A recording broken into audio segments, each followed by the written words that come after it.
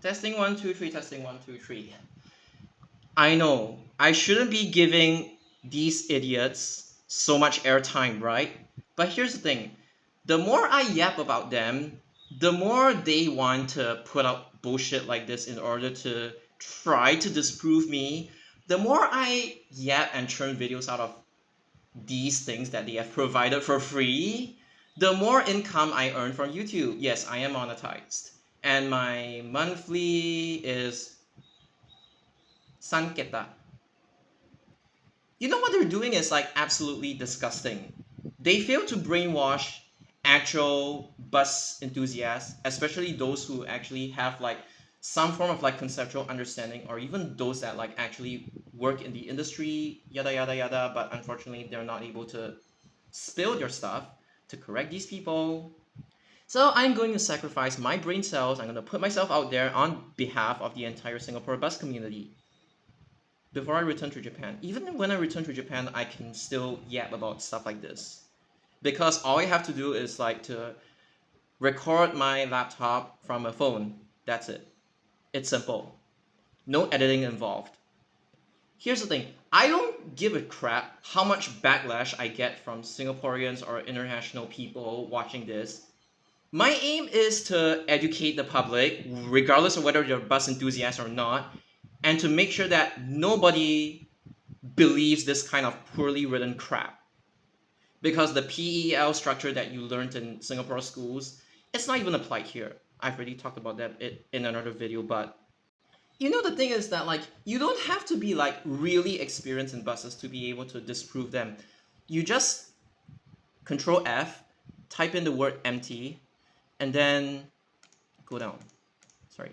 So basically what they're yapping about is basically that for the whatever this word is, however it's pronounced, one spams on this feeder route that all of the equally many buses would be running the return trip from the MRT station. It's not even saying bus interchange or anything, it's just saying MRT station like really vaguely. Nobody's gonna take your blog seriously if you just make sweeping statements without actual concrete examples. More or less completely empty. That's a wonderful resource utilization right there. And so much for wanting to reduce wastage in bus operations. And then the next part they say, this also comes with the added advantage of much less wastage incurred as buses will be loaded in both directions on intertown services as opposed to running mostly empty unconventional feeders in both situations.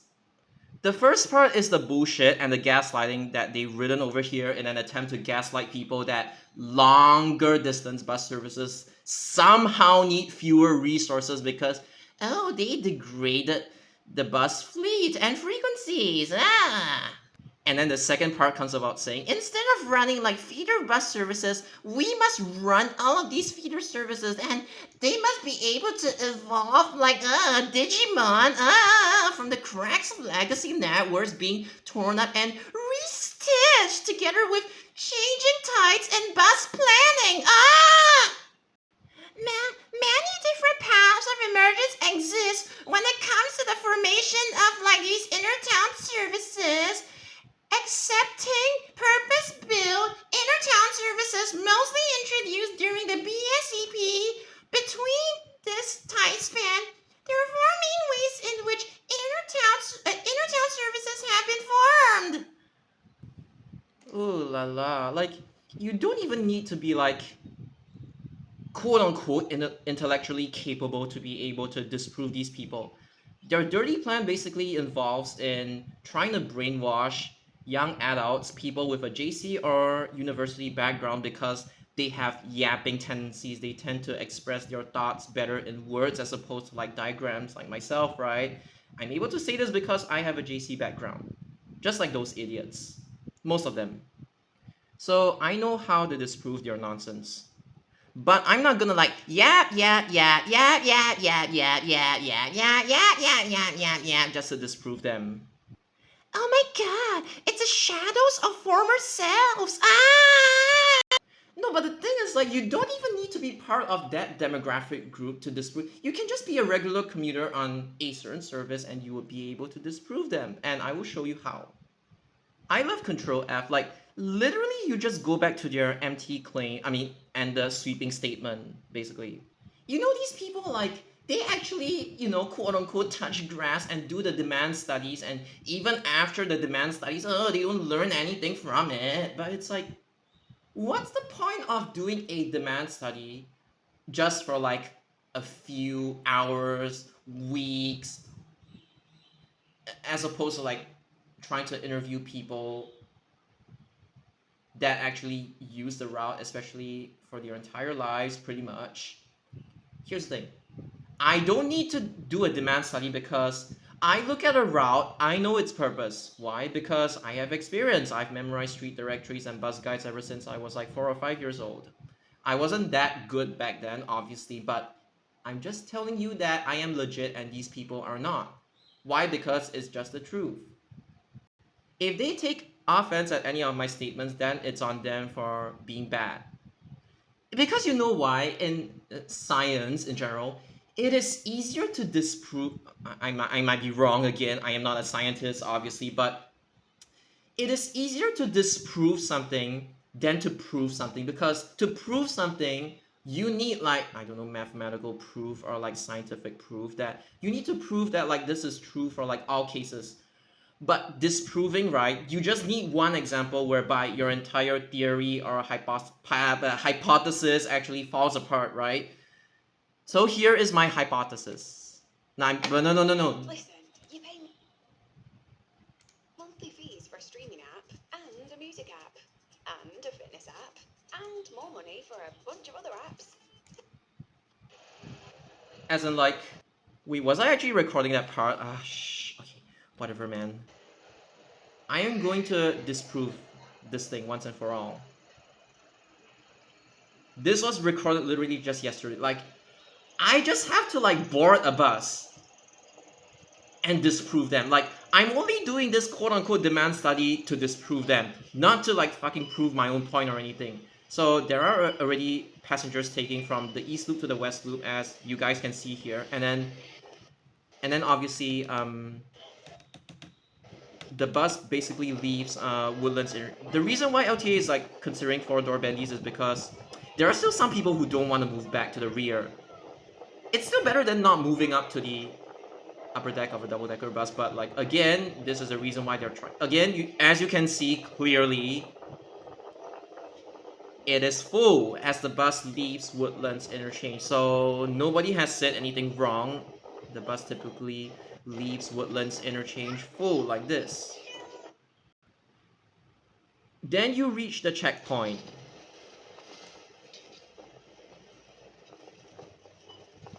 This is why 903, 911, 912, they need bendy buses.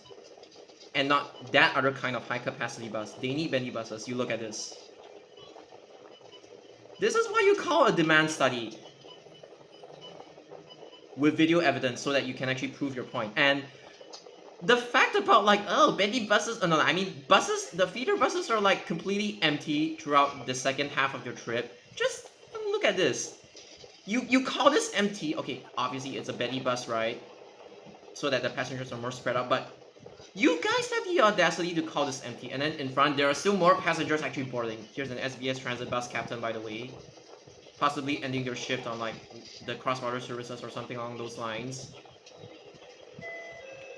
Like, you guys have the cheek to like call this thing empty when it's clearly not. And let's go to the next stop. There's gonna be more people boarding anyway.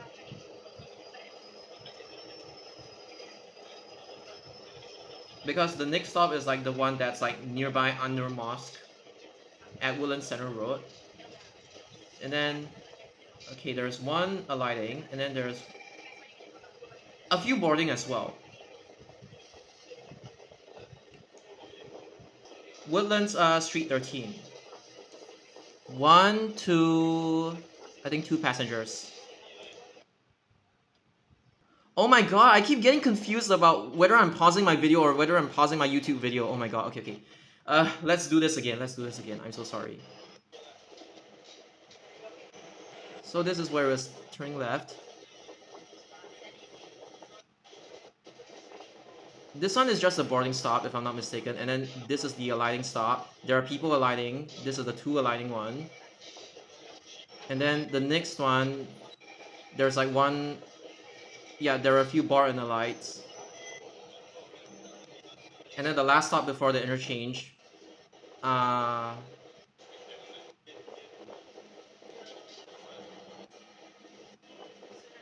there is like around 2 to 4 people boarding, if I counted correctly.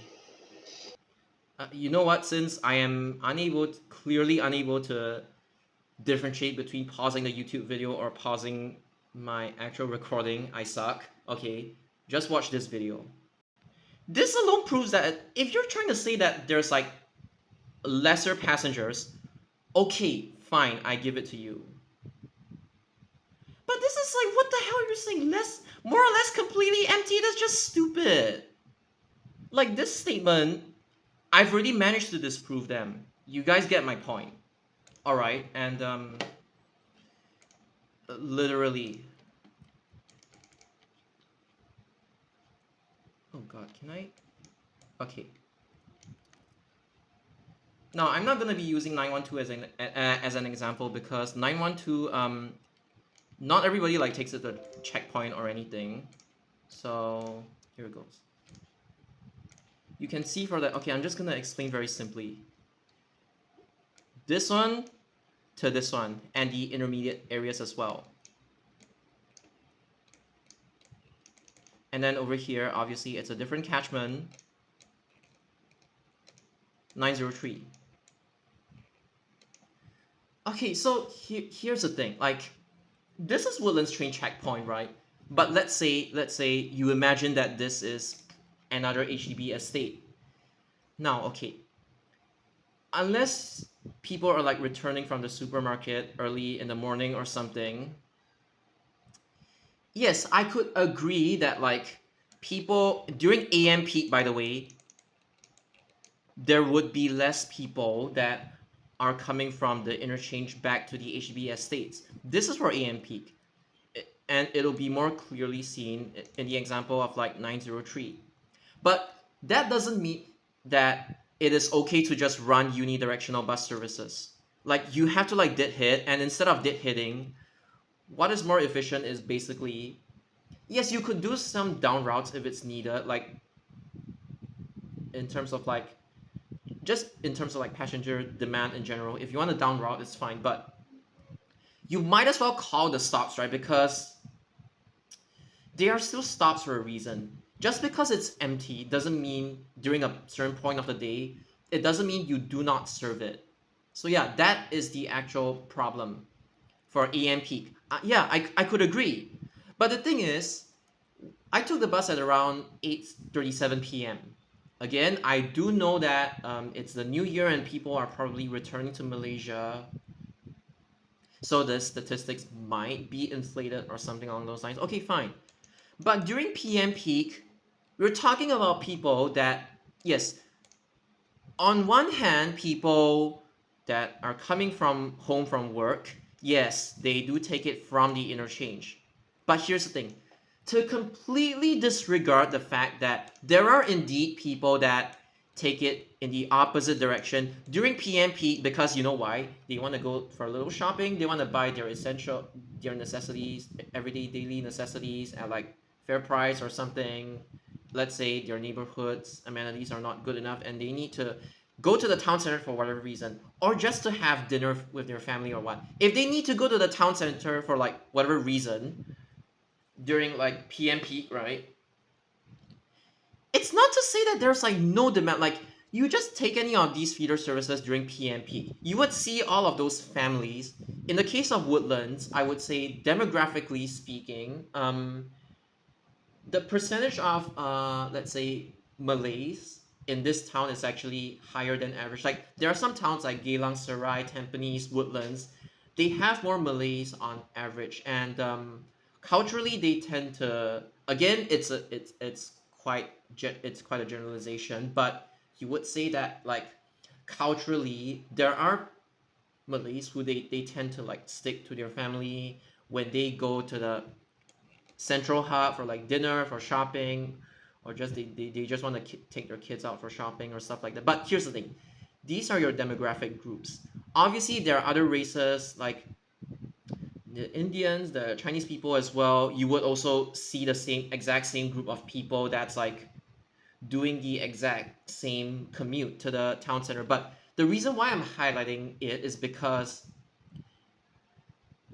especially STC, these people are like really, really, really bad at identifying demographic groups, be it families, people coming from work, or like Filipinos going to Lucky Plaza. That's another one. I've already talked about that so many times. Industrial workers or stuff like that.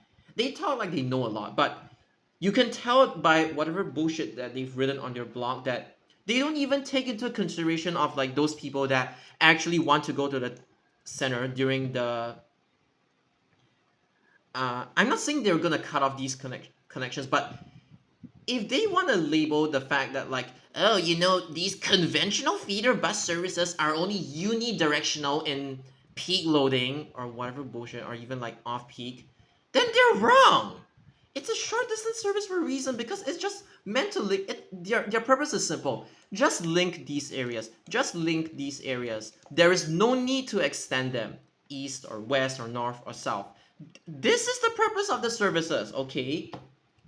Just actually go and observe them. I don't know why. I could just like, I don't even treat the demand studies that seriously, because I already know the demand patterns when I observe the routes and what they're supposed to do. It's like I'm not even trying hard to disprove them, and then they are out here going about doing.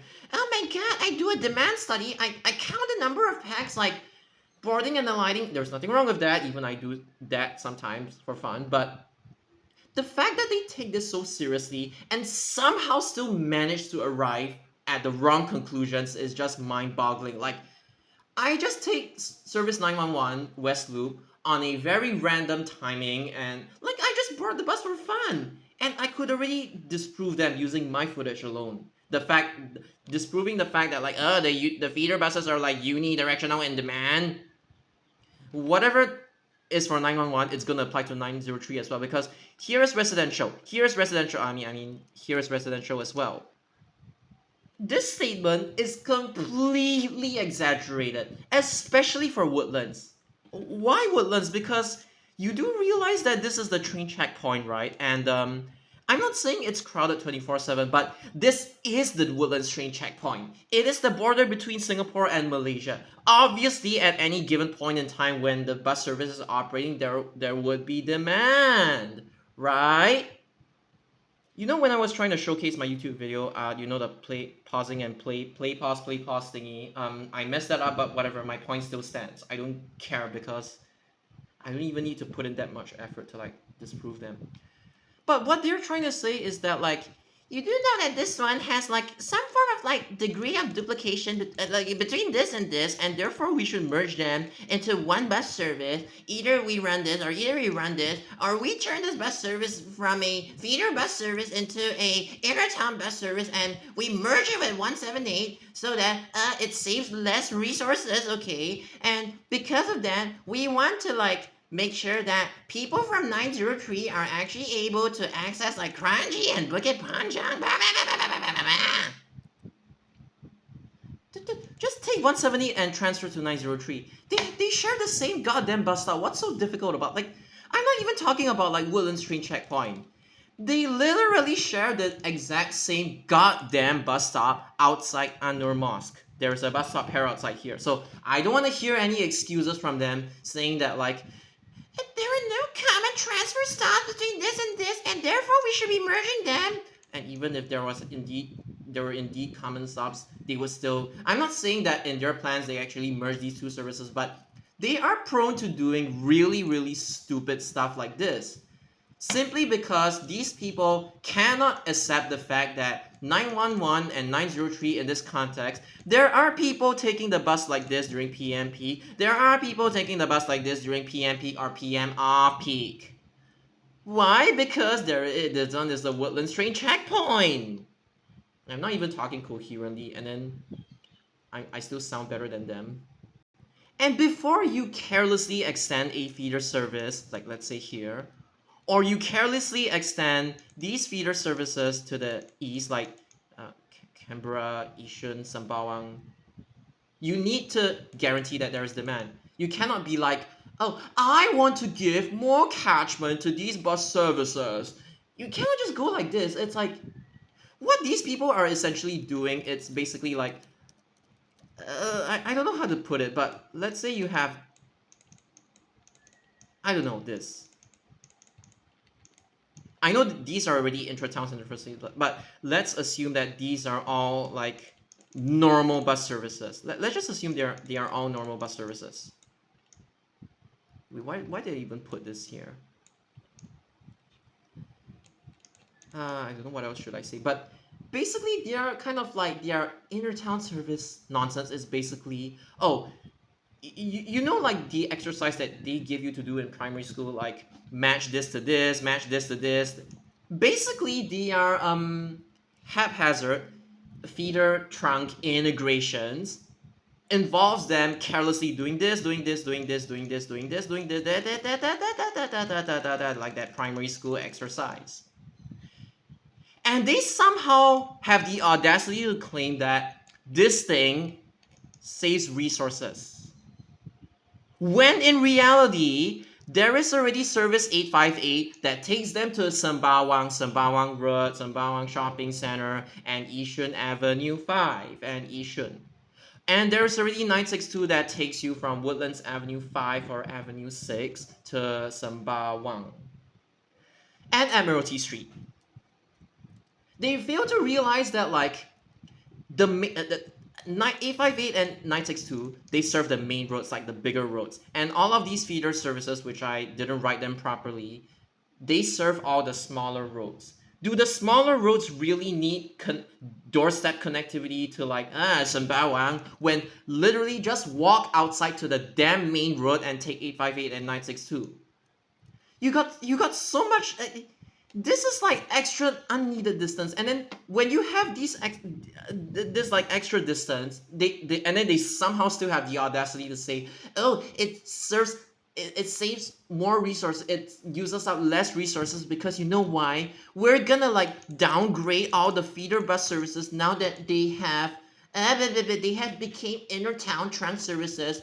We're going to downgrade their frequencies, and the effect is that like, because now passengers can take our new bus services in two different directions, it means that even with the reduced frequencies, our bus services would magically become less crowded, because we assume that people actually want to go to Sembawang in the first place, that they don't walk outside to the main road and take 858 and 962. No, we want these feeder services to become doorstep to both Marsiling, Woodlands, Admiralty, or sometimes skipping them entirely for no goddamn reason, and Sembawang as well. Do you realize we are doing a service to like the passengers? We are bringing them more the doorstep connectivity, and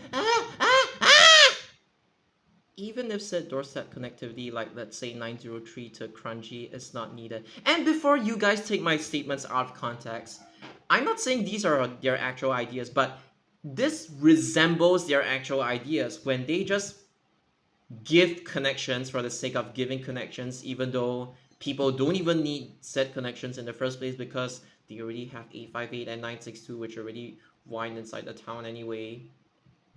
Their dirty plan is basically try to brainwash Singaporeans with their use of the term,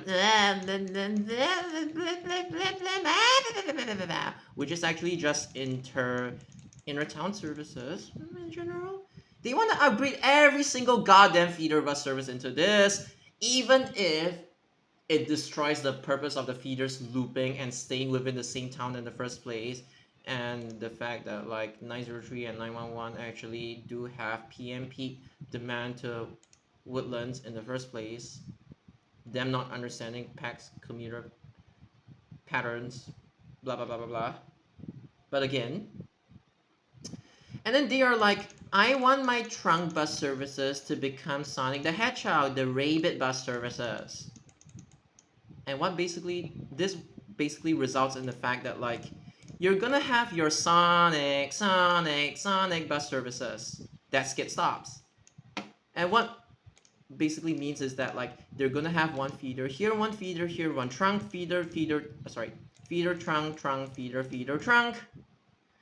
Trunk feeder trunk trunk trunk trunk trunk trunk trunk trunk feeder trunk trunk trunk feeder trunk feeder trunk feeder trunk feeder trunk.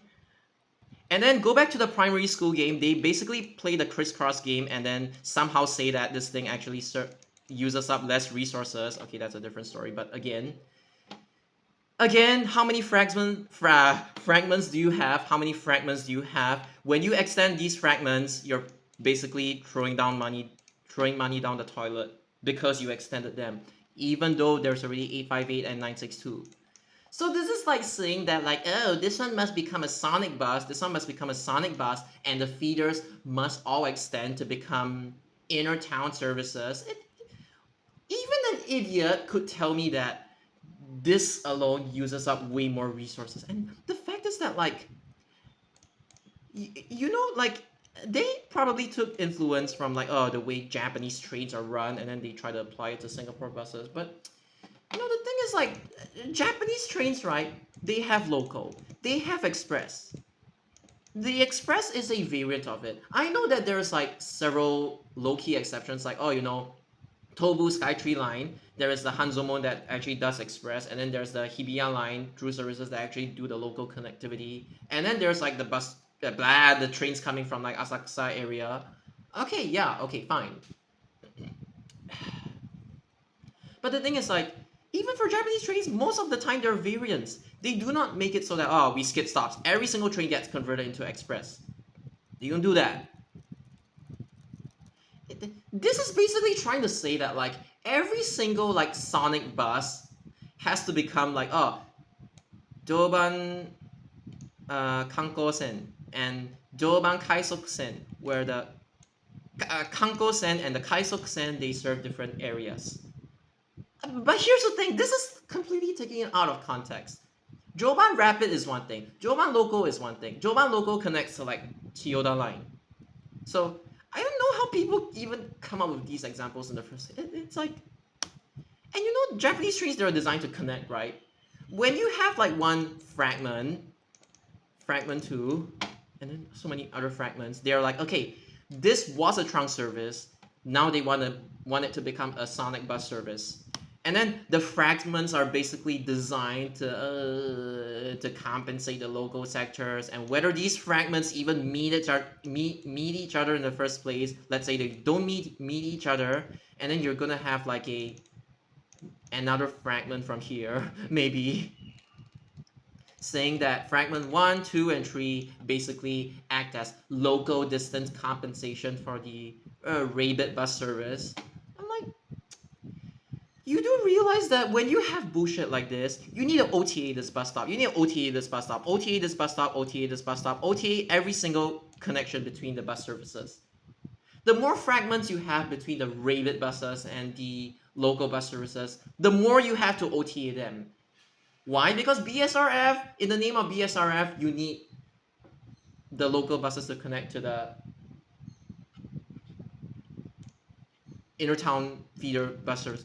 You know why? It's like, let's say you take 903, you take 168, and then when you reach like Tampines, right? Let's say it's at Tampines Avenue 5. I should draw it, I should draw it like this. And they even have the audacity to say, 168 is a long feeder service. It's a trunk service with a lot of long feeder character within Tampines. And then they will be like, okay, let's say your journey involves this, 292. You take 903 to the interchange, you transfer to you transfer to 168, and then you transfer to 292. It's beautiful in the sense that like everybody along 903's route gets adequately served, everybody along 168's route gets adequately served, everybody along 292's route gets adequately served. And then these people are like, no, I want 292 to become a long feeder service. I don't want it to stay as a feeder service because it doesn't satisfy my OCD. Yeah, that's one thing. And then what they plan to do is basically, they want to be like, this thing is gonna become a sonic bus. Let's renumber it to 708. okay. Rapid Bus 700. Okay. That's one thing. And 168, let's say it doesn't use SLE or TP, or even if it does, it basically only calls like the major stops, like Pongo TP bus stop, IKEA, then skip. Then you know what these idiots would do? They already have the audacity to like, oh, merge CDS with feeder services and then make it a full day service. Alright, okay. The same can be applied to this. So let's say I don't want to run 903. I want to send 90 again. This is just an example. I'm not saying that these are part of their plans. I'm just saying their plans look as ridiculous and stupid as this. This is like trying to say that 903 or like let's say 858, whatever you call it, it's like I want to send this 903 to like Pongo Coast, or I want to send 903 to like Sengkang West Depot in order to compensate the local sectors that are missed by 168, assuming that SOE and TPE are not expressways, obviously.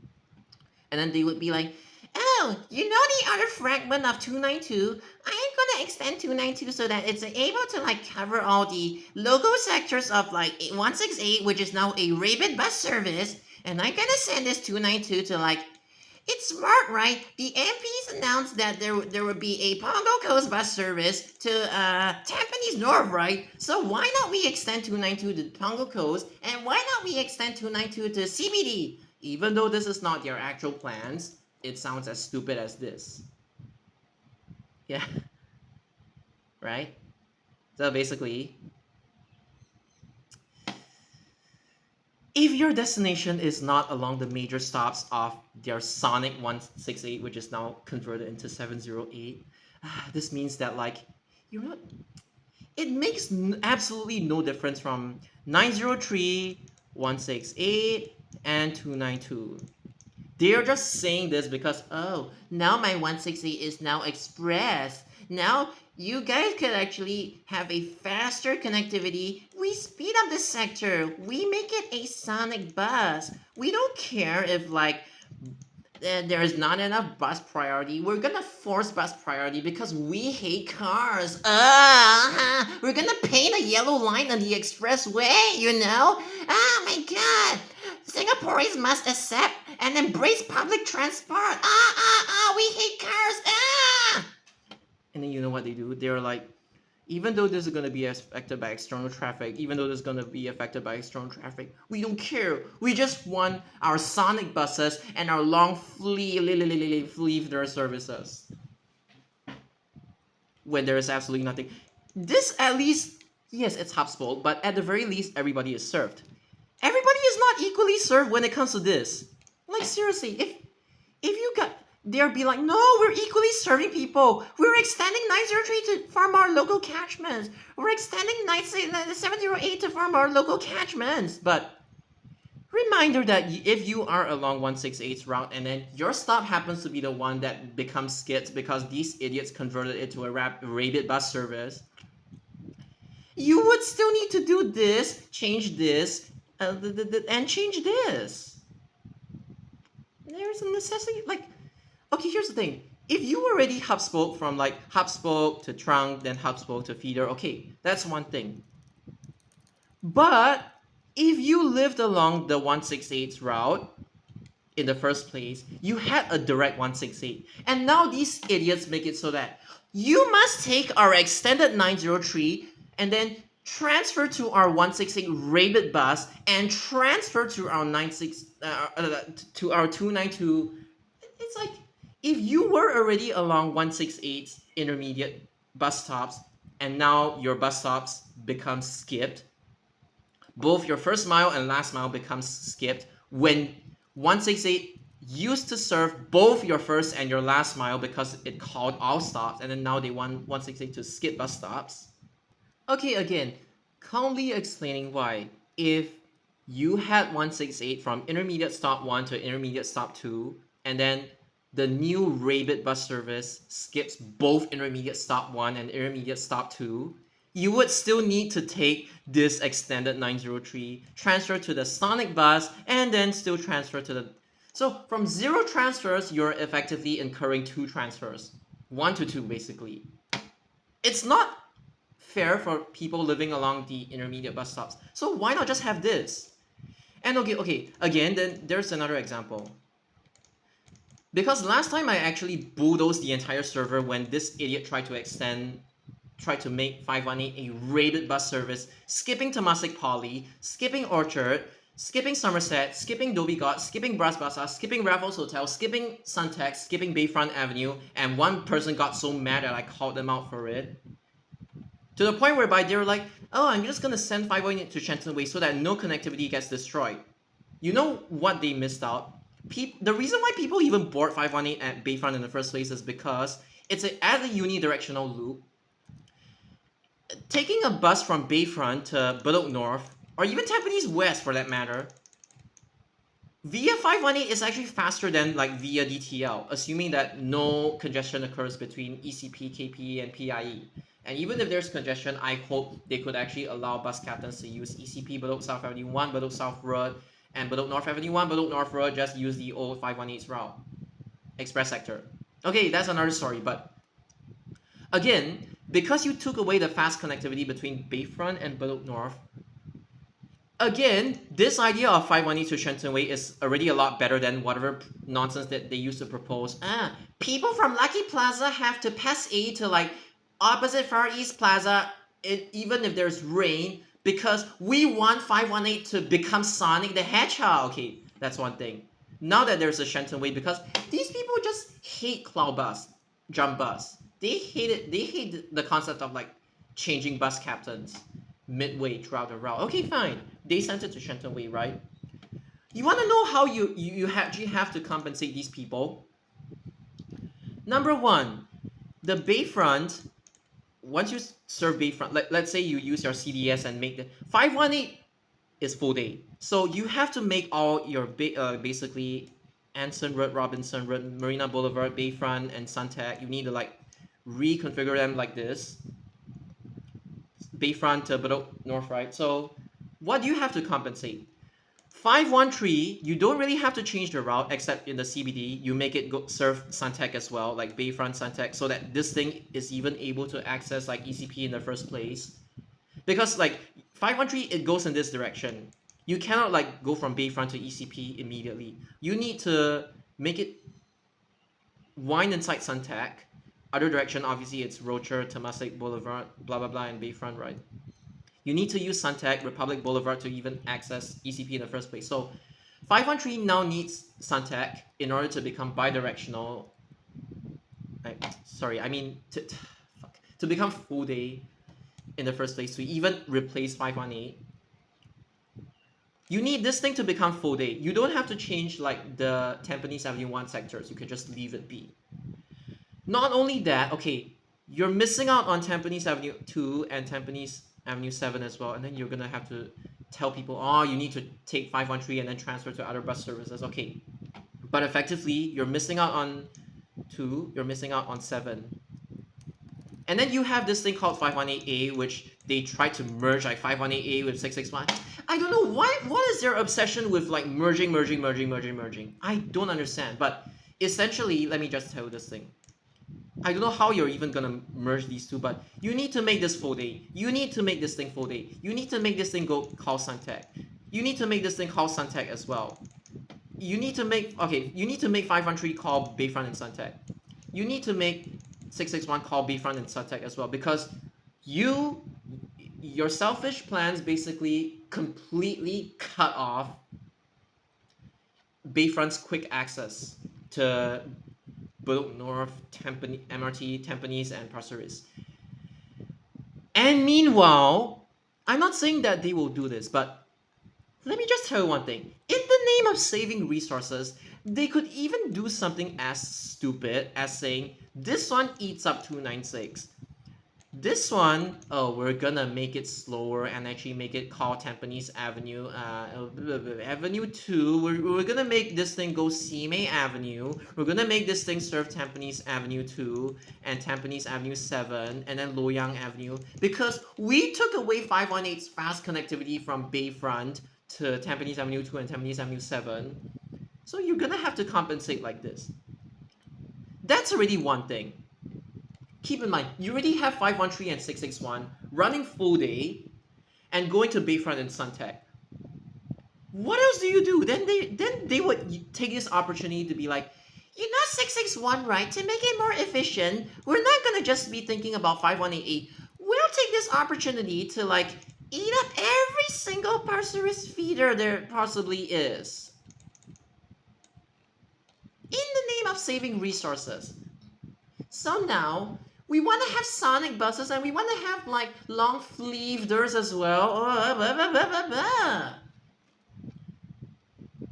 Does this all make sense to you? Like this kind of like, oh, I combine this fragment with this fragment, this fragment with this fragment. I replace 518 with along Tampines Avenue 2 and Tampines Avenue 7 with like 661. I replace them with 12E, pee pee poo poo, but yeah.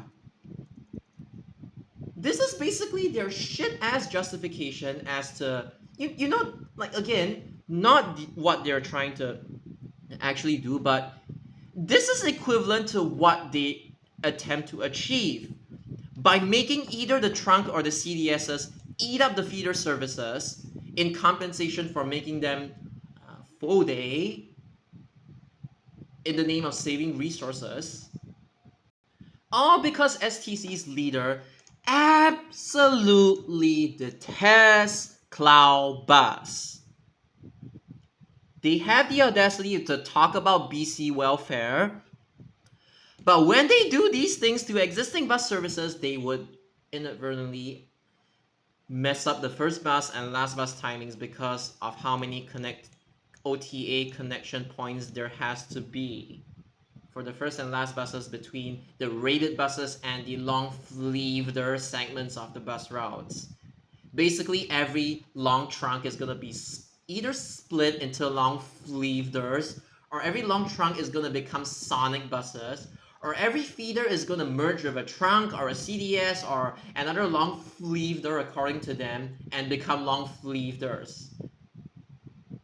So essentially, right, what they're trying, again, it's summary, right?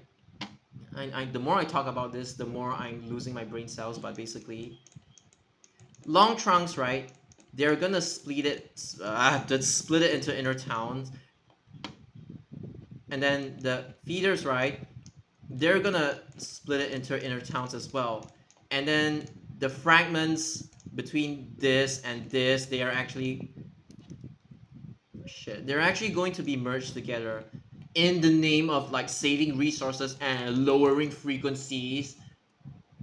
It doesn't even make sense. Like, you're transferring the problem, you cannot afford to lower the frequencies. And even if you do nothing to the frequencies, it's just like gaslighting people to believe in every bus service must have like cycling demand instead of like accumulating demand or whatever bullshit term that they invented on your own. See, I use my own terms, but I don't force it on people. Yet these people are like, why hasn't the usage of long fleevers caught on to Singaporeans yet? This idiot was like, even when he wasn't like that much of an extremist yet, every single time we're discussing bus routes, they're like, no, rapid, long feeder. This is the solution to like solving Singapore's transport problems. They are like this. Oh my god! And then it's like, what else? Sorry, I completely forgot about this. Either a long trunk becomes an inner town, or feeders merging with long trunks or CDS to become inner towns themselves. And then either the long trunks become like sonic buses. Which means that even though you can have like, in your mind you're thinking, oh, we have like Joban Line Rapid, we have Joban Line Local, we have another Joban Line Local, okay? But what ends up happening is that this is actually not a straight Joban Line Local serving the intermediate stops. When you carelessly merge all the inner town services and feeder services, you know what ends up happening? It's not as simple as this. Let me just tell you this. Regardless of whether there's a connecting terminal between these two fragments or not is another thing. But what ends up happening is that it actually ends up becoming like this. So in essence, They are forcing you to do hub spoke between this mess of a bus service to your Sonic bus and then another mess of your bus service. And not only that, based on the diagrams that I've shown you, every single connecting point has to be OTA and the last bus timings will be affected. Simply because you make these like feeders into long feeders, you have to extend the last buses by like I don't know how much because you're like I don't want the feeders to only serve one MRT station. I want my feeders to be bi-directional, okay? I don't want my 911, 912, 913 to only serve Woodlands and Emeraldy. No! I want them to serve Bukit Batok Trajukan, Bukit Panjang UT, Kranji, Sembawang, Canberra, Sembawang Road, Sembawang Road, Shopping Center, and Yishun, Khatib, Punggol Coast, Tampines, Perseris, and then I want this thing to wine, and I want my Sonic buses. Oh my Bismillahirrahmanirrahim. Alhamdulillahirabbil alamin. Arrahmanirrahim. Maliki yaumiddin. Iyyaka na'budu wa iyyaka nasta'in. Ihdinas siratal mustaqim. Siratal ladzina an'amta 'alaihim ghairil maghdubi 'alaihim waladdallin. Amin.